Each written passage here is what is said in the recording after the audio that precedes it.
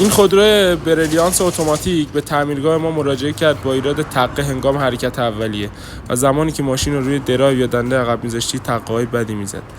و ما بررسی کردیم دیدیم که پولس ماشین مشکل داره. به یه تعمیرگاه دیگه مراجعه کرده بود و گفته بودن که واسه همین ایراد باید گیربکسش باز بشه. و همونطور که می‌بینیم گردگیر پولس پاره شده، گیریس مشعلی خارج شده و زده مشعلی چال کرده که ما پولس رو با نمونه نو به درخواست خود مشتری واسهشون تعویض می‌کنیم. همیشه همه تقه‌های گیربکس به خود گیربکس مربوط نمیشه.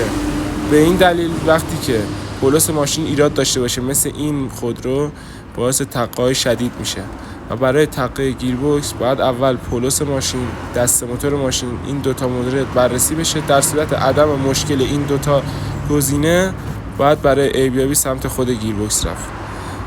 بریم برای بستن خود پولس و متعلقات جلوبندی.